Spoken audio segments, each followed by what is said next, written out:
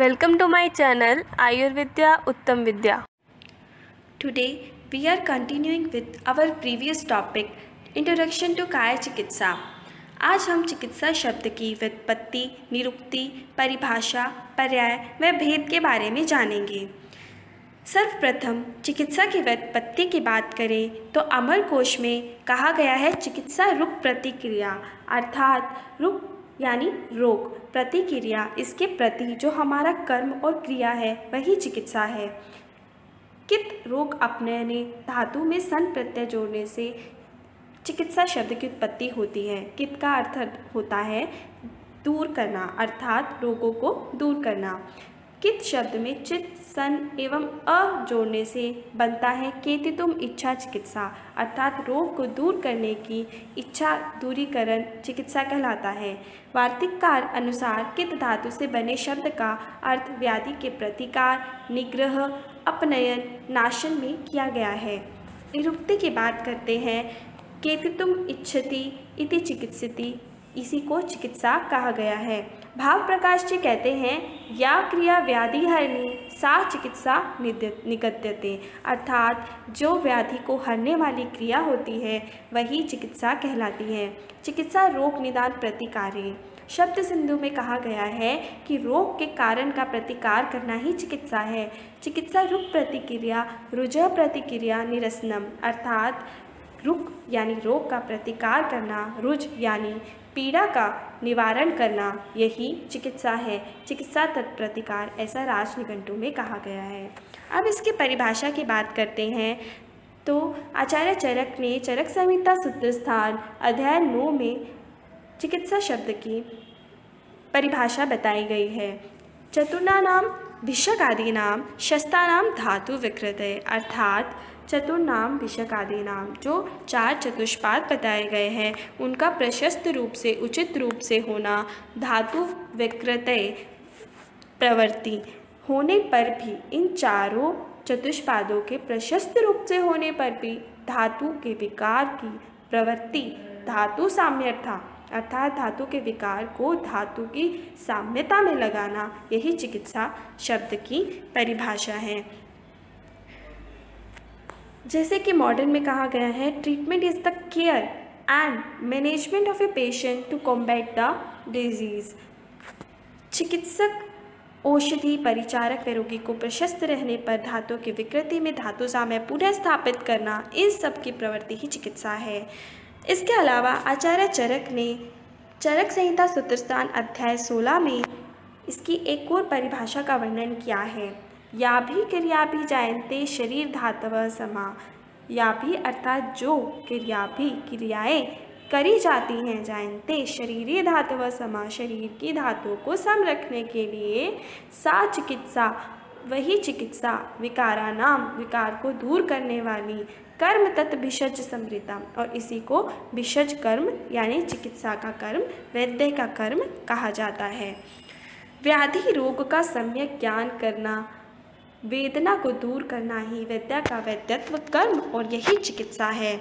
आचार्य भाव प्रकाश जी कहते हैं या क्रिया व्याधि हरणी सा चिकित्सा निगद्यते, दोष धातु मला नाम वा सामकृतम से एव रोगृत, दोष धातु व मलों का साम्यकृत करना, उन्हें सम करना एवं रोगों को हरना ही चिकित्सा है। इसके पर्याय की बात करें तो चरक संहिता प्रथम अध्याय में सूत्र चिकित्सा स्थान में कहा गया है चिकित्सितम व्याधि हरम पथ्यम साधनम औषधम प्रायश्चित्तम प्रशमनम प्रकृति स्थापनम हितम। इसके 9 पर्यायों की बात की गई है। व्याधि हर अर्थात रोग को दूर करने वाला, पथ्य जो स्रोतों के लिए हितकर हो, स्रोतों का शोधन करे, साधन जिससे शरीर स्वस्थ रहे, औषध औषधि द्रव्यों से चिकित्सा की जाती है, प्रायश्चित अधर्म और पाप का त्याग कर देना और मन की शुद्धि कर लेना प्रायश्चित है, इससे भी चिकित्सा होती है। प्रशम रोगों को शांत करना, प्रकृति स्थापन धातु साम्य स्थापित करना, हित पीड़ा नष्ट करके पोषण करना, चिकित्सा रोग का प्रतिकार करना। इसके अलावा विमान स्थान में चिकित्सा के 2 और पर्याय बताए गए हैं, निग्रह और प्रतिकर्म, यानी रोग के विरुद्ध जो कर्म होता है। अन्य प्राचीन ग्रंथों में प्रवृत्ति कार्य प्रारंभ करने की चेष्टा अगध जिसके प्रयोग से रोग अर्थात गध ना हो वो अगध अर्थात चिकित्सा जायु रोग को जीत लेना ऐसा अमरकोश में चिकित्सा के पर्याय बताए गए हैं। इसके अलावा भेषज रोगम भयम जयति रोग के भय को जीतना ही भेषज कहलाता है और भेषजम एवं औषधम और भेषज ही औषध यानी चिकित्सा है। भिषक्चित चिकित्सा के चारों चतुष्पादों को भिषक्चित कहा गया है। अब इसके भेद की बात करते हैं।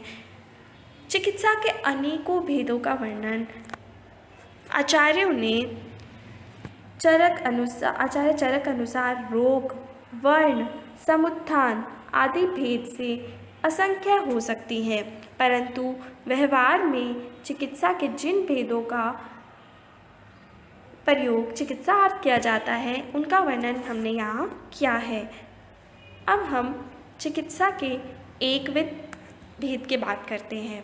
तो निदान परिवर्जन ही चिकित्सा का एकमात्र उपाय है। निदान परिवर्जन अर्थात संक्षेपतः क्रिया योगो निदान परिवर्जन अर्थात संक्षेप में यदि पूरी चिकित्सा का वर्णन किया जाए तो वो निदान परिवर्जन ही है, ऐसा आचार्य सुश्रुत ने उत्तर स्थान में कहा है। जिन कारणों से रोग उत्पन्न हुआ है उसका त्याग करना चिकित्सा ही है। रोग अनुसार पथ्य का सेवन करना भी चिकित्सा है। अगर द्विविध की बात करें तो आचार्यों ने विविध चिकित्सा के भेदों में व्यतिक्रम अर्थात विपरीत चिकित्सा का वर्णन है, जैसे कि शीत चिकित्सा उष्ण चिकित्सा, शीत अर्थात जो उष्णजन्य रोगों में हो, उष्ण जो शीतजन्य रोगों में हो, संतर्पण चिकित्सा अपतर्पण चिकित्सा, उपवास जन्य रुक्षता बल क्षय ओजक्षय अग्निक्षय, इन सब में हमें संतर्पण अर्थात भृंगन चिकित्सा करनी चाहिए। इसके कार्य स्तरों की बात करें तो दोष यानी दोषों का स्नेहन, दोषियों का भृंगन करना, धातुओं का भृंगन करना और स्रोतों का स्तंभन करना ही संतर्पण चिकित्सा के अंतर्गत आता है। इससे अपोजिट संतर्पण जन्य व आम दोष में अपतर्पण चिकित्सा करनी चाहिए। स्थूल पुरुष को गुरु गुण युक्त लेख्य आहार देना चाहिए। इसमें दोषों का रुक्षण, दुष्यों का लंघन एवं स्रोतों में स्वेदन के अकॉर्डिंग चिकित्सा की जाती है। नेक्स्ट है शोधन चिकित्सा एवं शमन चिकित्सा। बलवान एवं बहुदोष वाले रोगी में शोधन चिकित्सा की जाती है। शमन चिकित्सा बलहीन और अल्प दोष वाले रोगी में की जाती है। ऊर्जस्कर चिकित्सा रोगघन चिकित्सा, जो बल व ओज को बढ़ाने वाली हो वो ऊर्जस्कर और जो विशिष्ट रोग नाशक होती है वो रोगघन चिकित्सा होती है। द्रव्यभूत चिकित्सा एवं अद्रव्यभूत चिकित्सा। आचार्यों ने बताया है कि औषध प्रयोग कर वमन आदि कर्मों के माध्यम से जो चिकित्सा होती है वो द्रव्यभूत चिकित्सा है। द्रव्य की प्रकृति गुण प्रभाव मात्रा इन सब का विचार करके युक्तिपूर्वक चिकित्सा की जाती है। अद्रव्यभूत चिकित्सा अद्रव्यभूत चिकित्सा द्रव्यों का साक्षात प्रयोग नहीं करना, जिसमें हम मंत्र बलि होम इनके द्वारा व भय दिखाना इनके द्वारा चिकित्सा आदि इन आदि कर्मों से चिकित्सा कर सकते हैं। इसमें अमूर्त क्रियाओं द्वारा चिकित्सा होती है और यह प्रायः मानसिक रोगों में की जाती है। अनेक उपायों के बेसिस पे करने के कारण इसे हम उपाय अभिलुप्ता चिकित्सा कहा जाता है।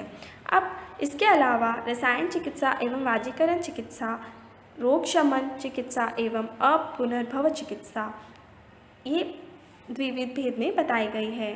त्रिविध भेद की बात करें तो समस्त चिकित्सा के 3 ही प्रमुख भेद होते हैं: दैवपार्श्व चिकित्सा, युक्ति विपार्श्व चिकित्सा एवं सत्व अवजय चिकित्सा।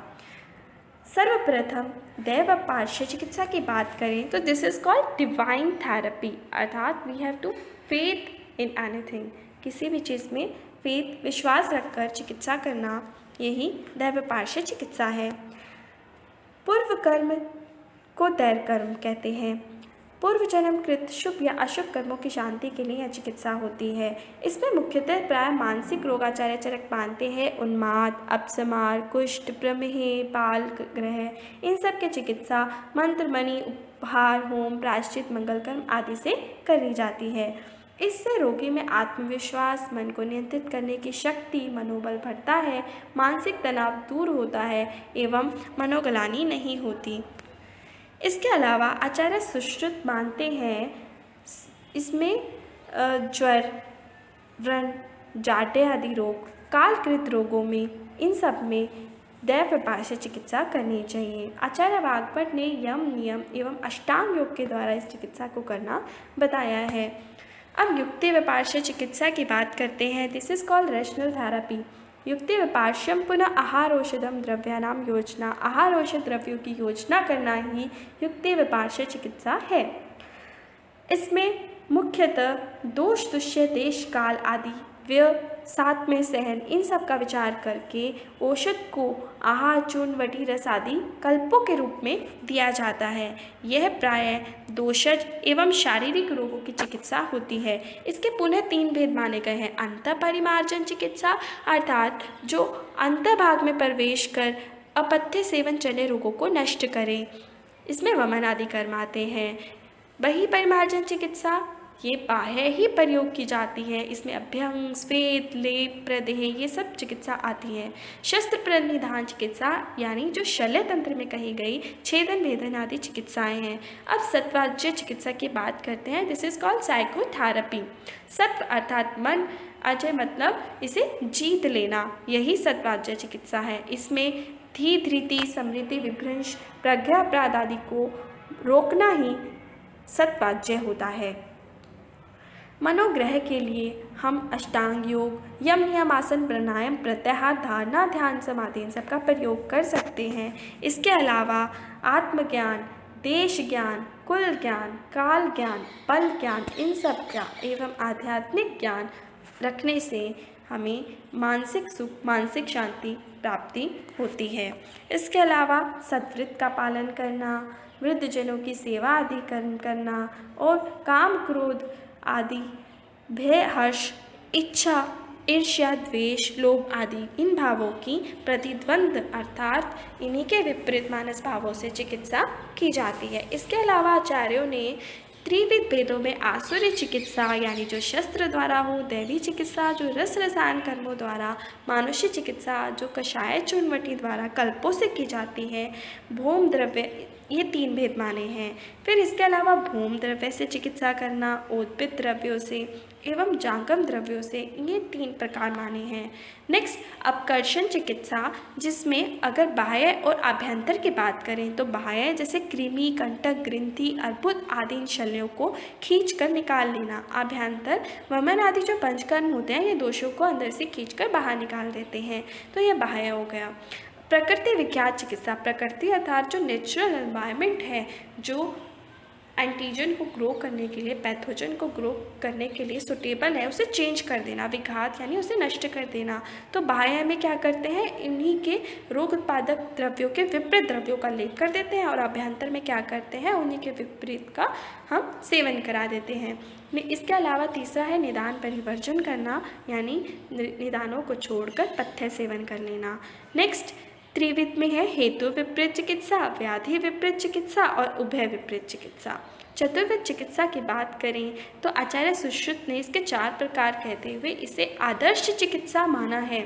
इसमें क्षीण दोषों को बढ़ाना और बढ़े हुए दोषों को कम करना एवं प्रकोपित दोषों को शांत करना एवं सम दोषों का उसी स्थिति में बनाए रखना जरूरी होता है। अन्य 4 भेदों की बात करें तो संशोधन चिकित्सा अर्थात यह 2 प्रकार की है, अंतराशय एवं बहिराशय। अंतराशय जो पंचकर्मों से होती है, बहिराशय जो शस्त्र, शार, अग्नि और प्रलेप आदि कर्मों से होती है।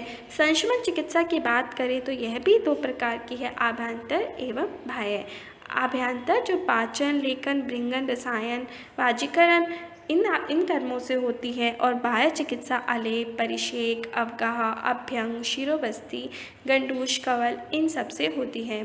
4 प्रकार के आहार बताए गए हैं।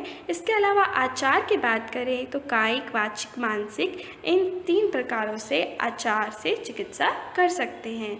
अब पंचविध प्रकारों की बात करते हैं तो आचार्यों ने इसमें पंचकर्म का वर्णन किया है। षड्विध में षड कर्म का उपवर्णन है, जैसे लंघन लाघव कर्म देहे, भृंगणम भृतम भृत्वम यत् शरीरस्य, जो शरीर का वर्धन कर दे, रुक्षण जो रुक्षता खरता विशुद्धता पैदा करे, स्नेहन विष्यंतन मार्दवम और क्लेद करे, स्वेदन स्तंभ गौरव शीत घन हो, ये स्वेद होते हैं, और स्तंभन कर्म करना, ये षटकर्म चिकित्सा के षडविध भेदों में आते हैं। सप्तविध की बात करें तो शमन के जो 7 प्रकार कहे गए हैं वही सप्तविध चिकित्सा भेद हैं, जैसे पाचन आम दोषों को पचाना, दीपन जठराग्नि की दीप्ति करना, क्षुधा भूखा रहना, तृषा प्यासा रहना, व्यायाम शरीर में परिश्रम करके दोषों को बाहर निकालना, आतप सेवन से स्वेद से बाहर निकालना, मारुत सेवन से स्वच्छ वायु को ग्रहण करना, इन सब से शमन चिकित्सा होती है। अष्टवध चिकित्सा की बात करें तो छेदन लेखन आदि जो शल्य क्रम के अष्टविध कर्म या अष्ट शस्त्र क्रम कहे गए हैं वही हैं। दशविध चिकित्सा में लंघन चिकित्सा के 10 भेद बताए गए हैं। वमन विरेचन निर्हूनस्य पिपासा आतप मारुत एवं पाचन उपवास एवं व्यायाम। अष्टादश भेद की बात करें तो उपशय के 18 भेदों को ही इन्होंने अष्टादश भेद चिकित्सा के कहे हैं। धन्यवाद। नेक्स्ट